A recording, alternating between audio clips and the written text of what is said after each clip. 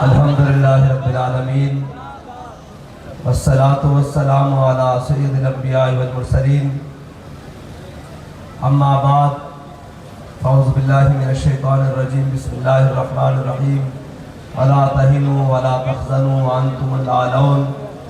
अंतुमुल आलौन इन कुंतुम मुमिनीन सल्लल्लाहु अलैहि व सल्लम रसूलुहुन नबियुल करीमुल अमीन। मौलाना सामीन मोहतरम, पाकिस्तान बचाओ मार्च अपनी मंजिल की तरफ गामजन है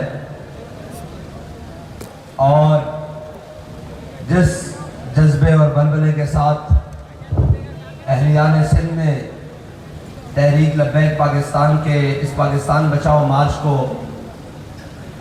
वेलकम कहा, मरहबा कहा, इसकी नज़ीर पहले नहीं मिलती, इसलिए कि यहाँ से बहुत से लोग गुजर के गए हैं और बहुत से शायद आइंदा भी गुजरेंगे, लेकिन एक बात तय है कि मुस्तनद रस्ते वही माने गए जिनसे होकर तेरे दीवाने गए। मुस्तनद रस्ते वही माने गए जिनसे होकर तेरे दीवाने गए और लौट आए जितने फरजाने गए, ताबा मंजिल सिर्फ दीवाने गए।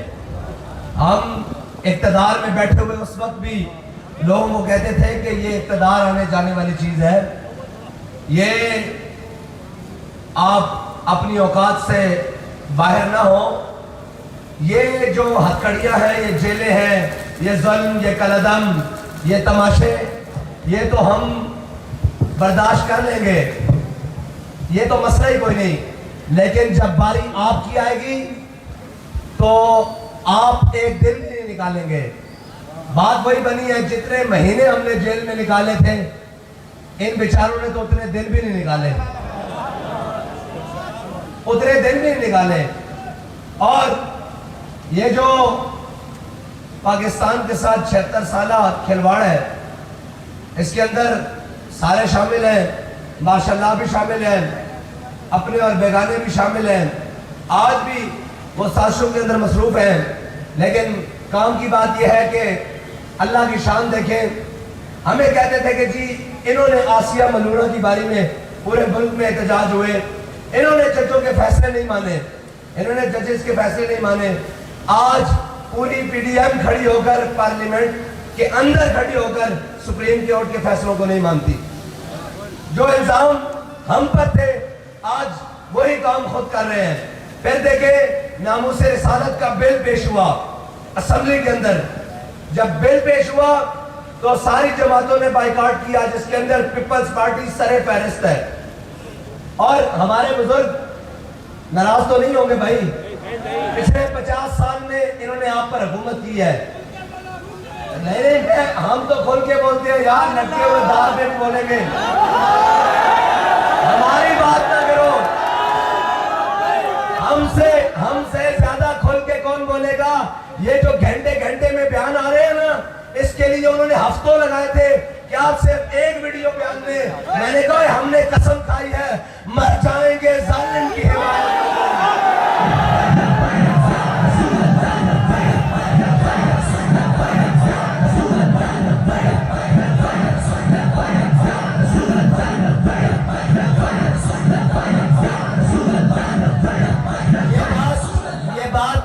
कोई कमाल नहीं है भाई, हमने उस शेर की कछार में तरबियत ली है, उनके साथ रहे हैं कि जब जेल हुई तो मैंने जेल में जाकर कहा, मैंने कहा अब हम है, आपको मैं कहता था इतना सख्त बातें ना करें, ये बड़े जालिम है, इनके आगे कोई चीज नहीं। तो कहने लगे क्या हुआ है? ऐसी कुर्सी पे बैठे कहने क्या हुआ है? मैंने कहा अब आ गए जेल।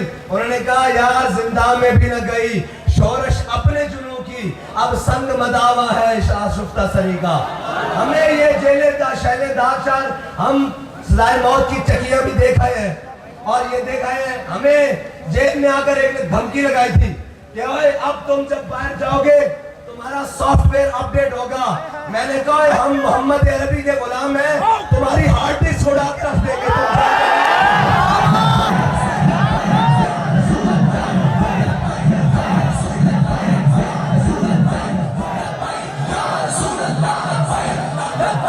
और कहते थे हमने तहरीक लब्बैक को कलअदम कर दिया।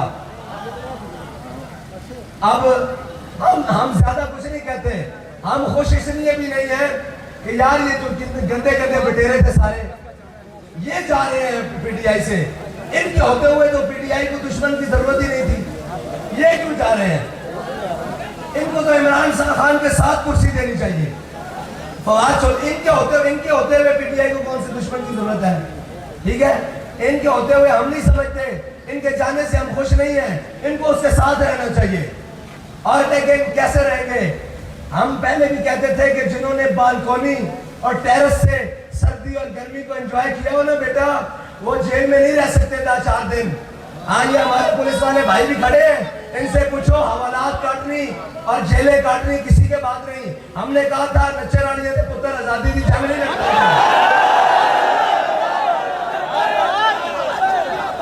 और शायद लोगों ने ये समझा था कि ये खाली जुमला कसा है, और भाई इनके बस की बात नहीं है। ये वही कर सकते थे, लोग समझते हैं कि 1947 में रात को ख्वाब आया, सुबह पाकिस्तान बन गया और हमें ये मुमलकत खुदादाद पाकिस्तान हासिल हो गया। ऐसे नहीं हुआ। 1857 में यहाँ अंग्रेज आया और उसके खिलाफ हमारे बुजुर्गों ने, हमारी अवाम ने, हमारी कौम ने, ये नहीं, आपको पता है 600 साल उंदरुस में भी इस्लाम रहा है, लेकिन आज वहां इस्लाम का नाम लेने वाला कोई नहीं, इसलिए कि जब वहां मुश्किल वक्त आया तो वहां के उलमा ने, अवाम ने, कौम ने देश निकाला। लेकिन जब जहां मुश्किल वक्त आया बड़े सगीर में, तो हमारे उलमा, मशाइख, कौम भागी नहीं, बल्कि एक दिन में 300 फांसियां हुई और डराने के लिए सितम और जुल्म के चांदनी चौक में सर लटकाए गए, लेकिन कोई भागा नहीं, बल्कि अंग्रेज की 27 साल जेल गुजार कर भी कहा है मशक़े सुखन जारी और चक्की की मशक्कत भी एक तरफा तमाशा है, हसरत की तबीयत भी, जो चाहो सितम कर लो और भी खुद दे लो।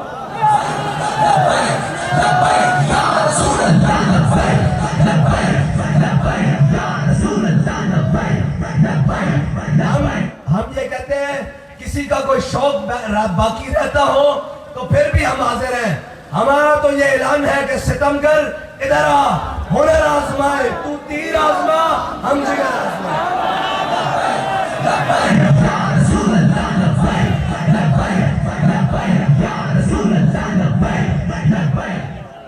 कहते हैं जी इनको सियासत करनी नहीं आती।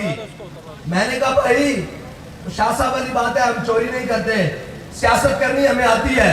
कहते हैं जी पेट्रोल सस्ता कैसे करें, हालात ऐसे नहीं है। मैंने कहा हम आपको बताते हैं कैसे सस्ता करें। अब तब से इनको नींदें नहीं आ रही, परेशान है कि करें क्या। ये भी सर पर आ चुके हैं, अभी मीरपुर खास पहुंचे हैं और अभी मीरपुर खास से इस्लामाबाद तक रास्ता बाकी है। अभी तो कहते हैं पार्टी शुरू हुई है। हाँ, अभी तो पार्टी शुरू हुई है, अभी तो हम इनको बताएंगे। और बहुत अच्छी बात है, आपने कहा बंदा 700 है, बहुत अच्छी रिपोर्टिंग की है। ये एहसन इकबाल कहता था बंदा 150 है, फैजाबाद खाली नहीं हुआ था, याद है? एहसन इकबाल वजीर दाखिला था और कहता था 150 बंदा है, हम ऐसे फैजाबाद खाली करा लेंगे। तो 150 बंदे ने फैजाबाद खाली नहीं किया, अभी तो मीरपुर खास तक 700 हो गया है।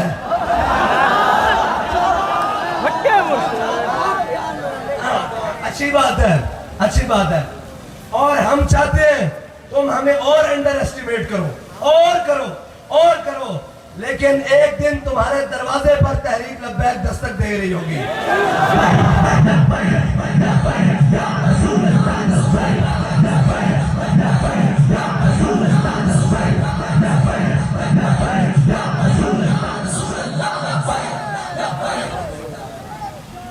मैं एहलियाने सिंध खुसूसन मीरपुर खास वालों को कहता हूं कि 50 साल से एक पार्टी बसर इक़्तिदार है, जो बस सकता है इनका। इन्होंने पहले शोर मचाया। हाँ, नामूस रिसालत की करारदाद की बात कर लूं, अल्लाह ताला की शान देखिए।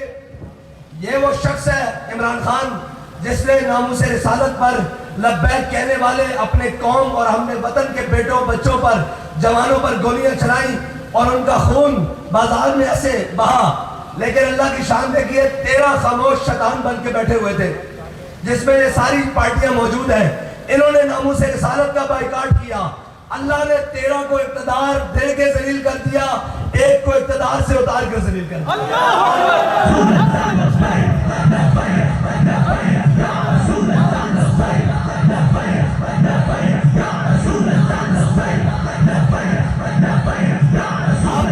अब जब हम इनसे पूछते हैं कि एक 50 साल तजर्बाकार है, एक 35 साल तजर्बाकार है, मईशत दिन ब दिन तबाह हो रही है, मुल्क में लाकानूनियत बढ़ रही है और जनाब अमन तबाह हो रहा है, सियासी अदम इस्तेहकाम है, ये क्या वजह है?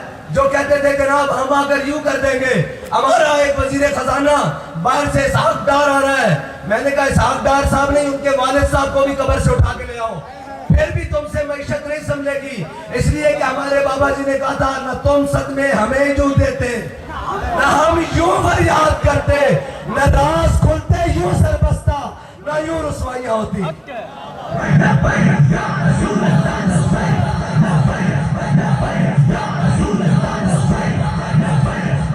कहते थे, मजाक बनाते थे, कहते थे कि सूद खत्म नहीं करे गौरी आया।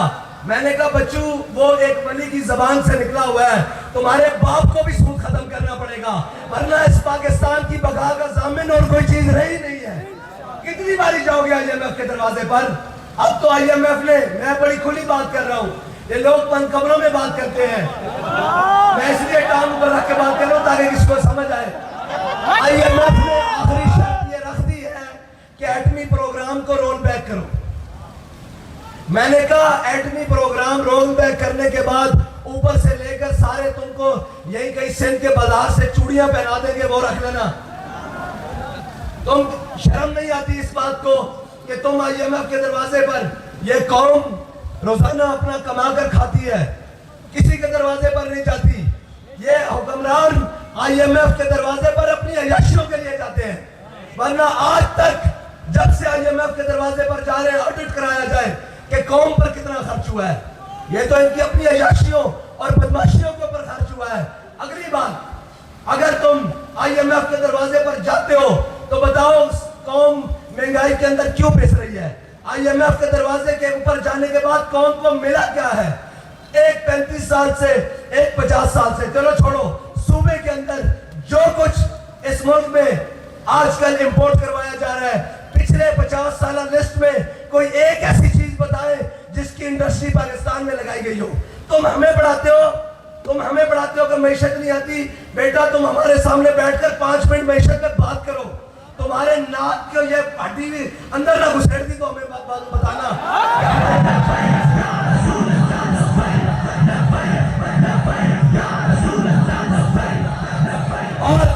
और जिनके स्टेट बैंक का गवर्नर IMF आके लगाएगा, वो हमसे पूछते हैं कि मुआशी प्लान क्या है।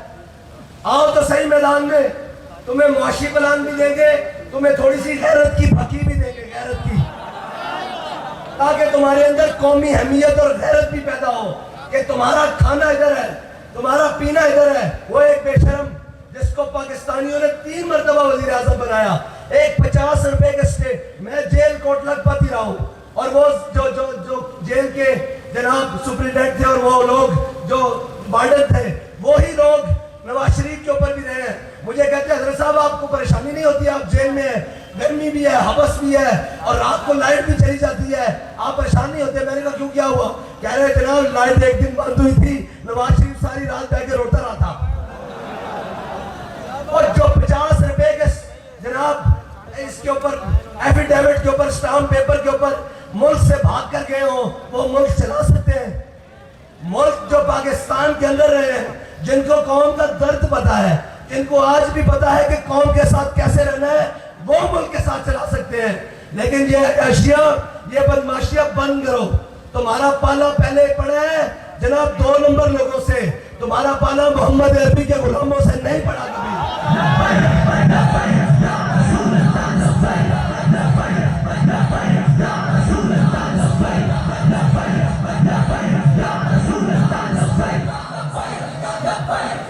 सियासत करने का सबको हक हासिल है, करो अपनी अपनी सियासत, लेकिन पाकिस्तान की बका के लिए।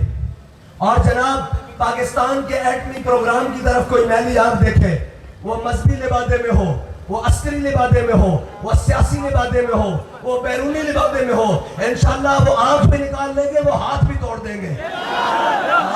ये बात पाकिस्तान की सालमियत पर कोई सौदा नहीं हो सकता।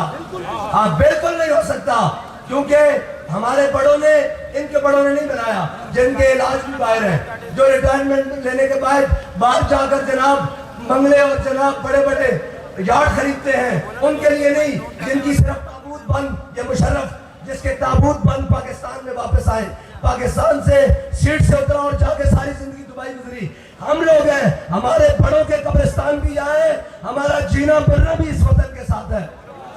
हाँ, हमें वो लोग ना बात बताएं कि जिनके बच्चों के इलाज, जिनकी तालीम, जिनकी अयाशियां दुबई और जरा बाहर के मुल्कों में हो गए, हमें वो लोग आगे बात करें जिनका जीना और मरना इस पाकिस्तान के साथ है। एक मिनट जी, और दूसरी बात, हम वो भी नहीं है जो मुश्किल वक्त देखकर पाकिस्तान से भाग जाए और झले हो। पंजाबी में बस समझा दूं बात, और दीवानों ये भी बात जरा गौर से सुनो, जब से मुश्किल वक्त आया है ना, हमने उम्रे पे जाना भी छोड़ दिया है। कोई ये ना समझे कि मोहम्मद अरबी के गुलाम मैदान से डर के भाग रहे हैं।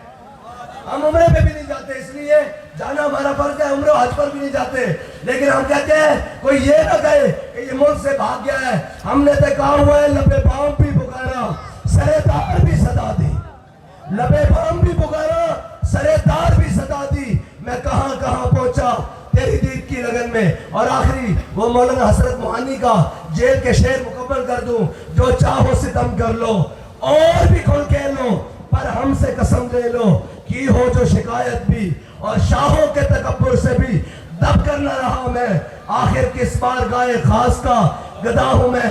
मीरपुर खास वालों जरा हाथ उठाकर बताओ किसके साथ खड़े हो।